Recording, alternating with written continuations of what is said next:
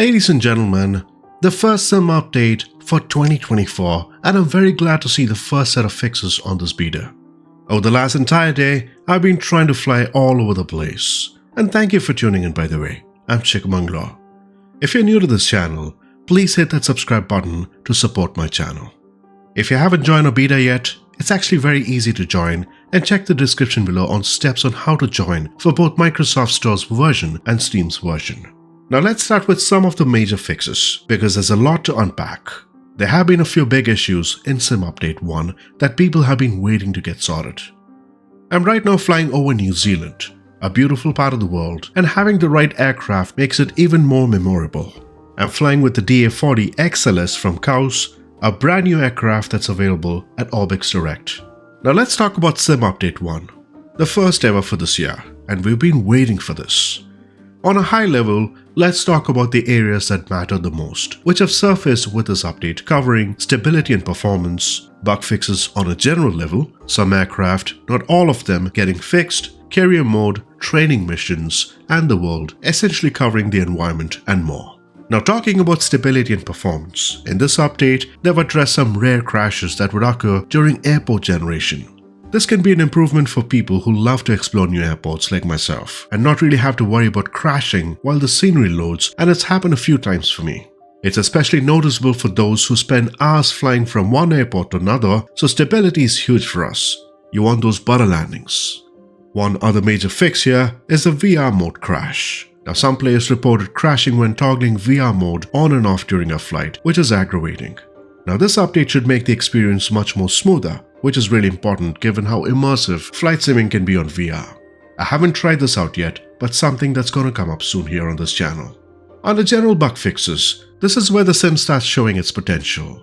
One of the key fixes here is the community packages causing issues with stream packages of the same name. Yes, that bug was a real pain, especially if you had mods or custom content from the community. Now in the previous 2020 version, you would often find your mods clashing with updates, but now it seems they've finally fixed this in 2024. Another cool fix is with the controller inputs. Sometimes the game would randomly stop registering your inputs when you're messing up with map layers in the world map. Now that's a pretty minor issue, but fixing this means better flight planning. And when you're trying to set up a flight, you don't want your joystick to stop responding in the middle of a mission, right? Let's talk about aircraft fixes. One of the standard fixes is the LX9070 glass cockpit UI in the DG1001. For those who use aircraft with complex glass cockpits, this fix can be a big deal.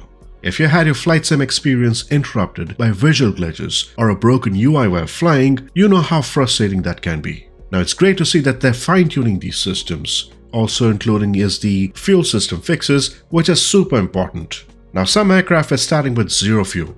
Imagine that, which is obviously a big problem if you're flying a long-haul flight. Now glad to see that's been addressed. Carrier mode fixes, for folks who love their carrier modes, including myself. Missions have had a lot of improvements as well. If you've ever had a mission not start at the right time or run into unexpected server errors during a mission, this update should fix that. The announced clear runway bug, which was stopping players from reaching the maximum score in the airplane procedure objective, has been fixed, so thanks for that. Now that's great for anyone who's aiming for that perfect mission completion. Also, they've tweaked some of the training missions. For example, if you're doing a helicopter training, you may have noticed some weird issues like missing engine notifications or confusing steps. They fixed these so that you can enjoy a more realistic experience. Let's talk about the world and airport fixes. This is one area where Sim Update 1 really shines, I think. Airport lighting. It was sometimes showing up with issues, either missing meshes or wrong orientations. For anyone flying at night or in low visibility conditions, having working airport lights is critical. So these fixes are a major step in the right direction.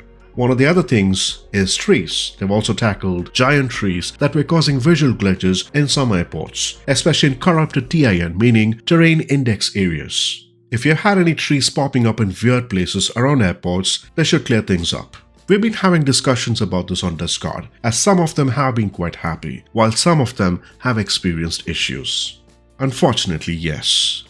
For example, performance issues. Now even after the update, with longer loading times and stuttering during flights. Others have noted FPS drops during certain scenarios, especially when using community mods or during high traffic multiplayer sessions.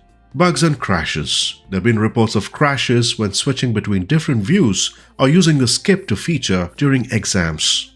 Now, talking about VR, some of them have faced VR crashes when toggling VR mode during a flight. Some mention controller input issues where the game fails to register the controls after a certain menu navigation. A number of us, many users, have been frustrated by the fact that the in-sim marketplace isn't available during beta yet, despite being planned for the Sim Update 1.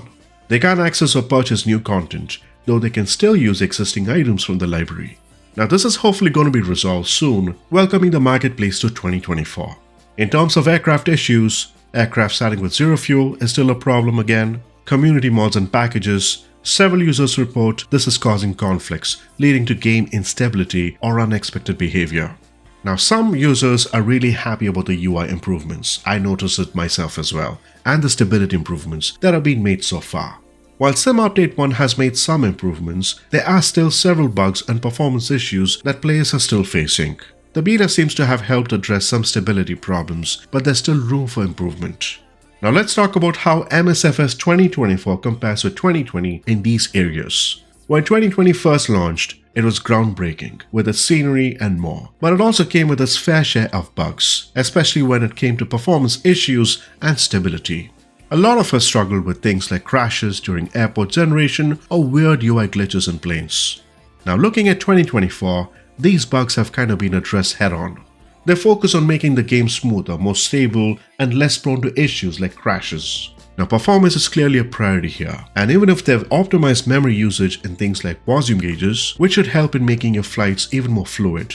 Now, in my opinion, looking at these fixes, it's clear that 2024 is evolving and becoming a better version of what we got in 2020. Well, there are definitely some rough edges when 2020 was first released, but the devs have been consistently rolling out updates and fixes that make it feel more polished each time. Sim Update 1 feels like a natural step forward, improving stability, performance, and the overall user experience. We're talking about beta at this moment. If you haven't joined the beta version yet, I would say go ahead, dive in, get that experience. Let me know in the comments below on what's your take on Sim Update 1 beta. What fixes are you most looking forward to? Thank you for watching. We plan to test out in more areas and keep you posted, so don't forget to like and subscribe for more updates on Microsoft Flight Simulator. Until next time, bye bye for now.